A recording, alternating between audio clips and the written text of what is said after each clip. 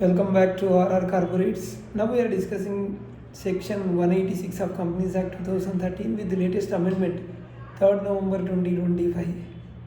Section 186 talks about loans, guarantees, security and investment. We'll see the objective of Section 186. Section 186 regulates how companies give loans, guarantees, security and make investment in other entities. The primary objective is to prevent excessive diversion of funds and protect shareholders' interest and ensure transparency and board accountability. From when is this Section 186 is effective? Section 186 has been effective from 1st April 2014 with several amendments notified subsequently, including the significant clarification on 3rd November 2025. So what transactions are covered under Section 186? Section 186 applies to loans given to any person or body corporate and guarantees given for loans and securities provided for loans and investment by subscription or purchase or otherwise in securities of other body corporates. So what is the restriction? Restriction on layers of investments under Section 186 subsection 1. A company is generally not permitted to have more than 2 layers of investment. This is what Section 186 subsection 1 says. A company is generally not permitted to have more than 2 layers of investment.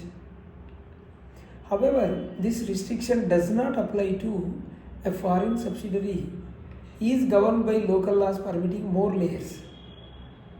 A subsidiary must maintain an investment subsidiary to comply with another law. These are the exemption. So this restriction, 2 layers, does not apply in these 2 conditions. What are the maximum limits prescribed under Section 186 subsection 2? This is a very important. A company cannot exceed the higher of the following limits without shareholders' approval. 60% of paid up share capital, free reserves, securities premium account, or 100% of free reserves or security premium account. 100% of free reserves and securities premium account.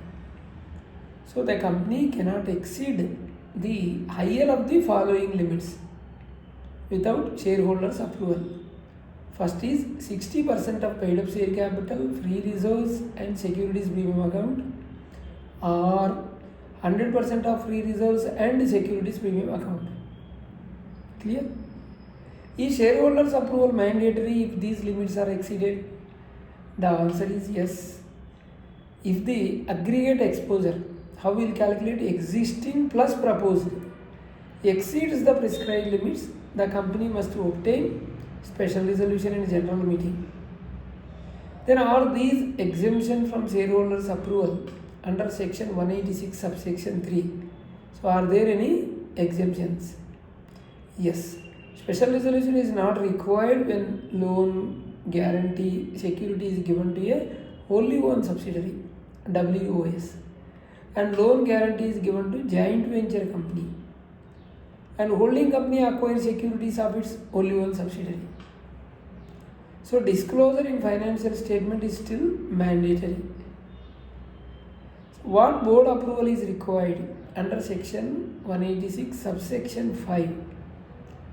Every loan, guarantee, security or investment must be approved at board meeting with consent of all directors present. So resolution by circulation is generally not permitted except for notified IFSC. Is approval of public financial institution is required, PFI. So PFI approval is required only when a term loan from PFI is subsisting. The aggregate exposure exceeds Section 186 subsection 2 limits. So PFI approval is not required if the exposure is within the limits and there is no default in loan repayment or investment. Clear? So what is the minimum interest rate for loans under section 186 subsection 7?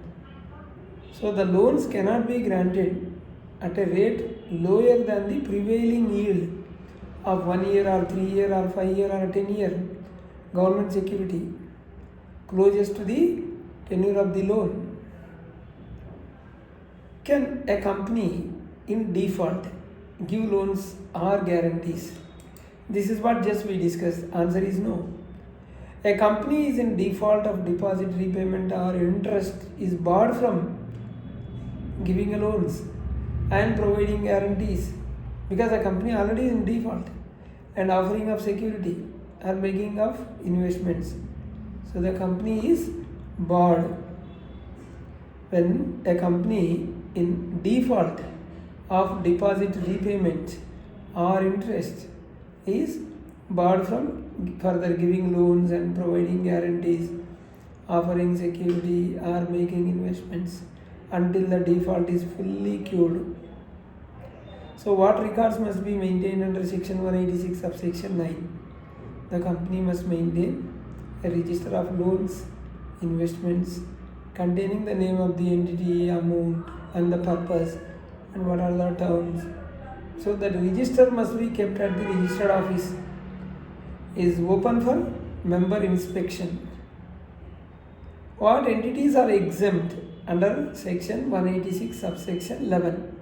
Except for the subsection 1, section 186 does not apply to banking companies, insurance companies, housing finance companies, NBFCs for permitted investment, that is lending activities, and investment companies and infrastructure financing companies.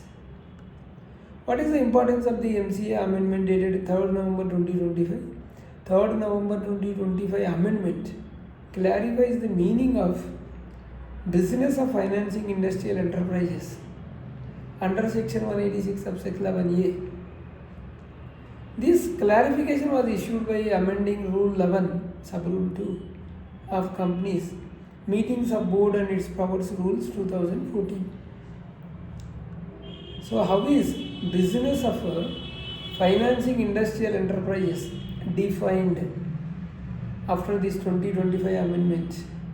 So post amendment, the expression includes two distinct categories. First is NBFC registered with RBI. So if lending or providing guarantees or securities in the ordinary course of business, such activity qualifies as a financing industrial enterprises. And second one is finance company registered with IFSCA. Activities permitted under Regulation 5, Sub-Regulation 1, 2A or E of IFSCA, Finance Company Regulations 2021, when carried out in the ordinary course of business. So what is the compliance impact? Impact of this latest amendment, 3rd November 2025 amendment. The amendment removes ambiguity for NBFCs and IFSC finance companies. So confirms the eligibility for section 186 exemptions and reduces compliance friction and litigation risk.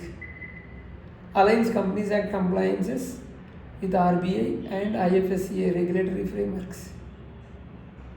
So the short answer is even if we see the liability or default, we'll talk about the default. Earlier imprisonment was there, now it is not there because of the amendment, the 2020 amendment.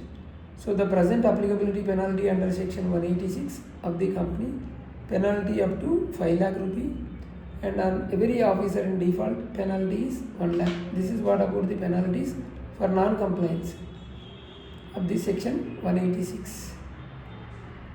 This is what about section 186 along with the latest amendment 3rd November 2025. We have two channels, RR Corporates, other channel RR Legal Talks.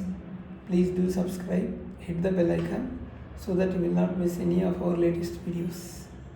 Thank you.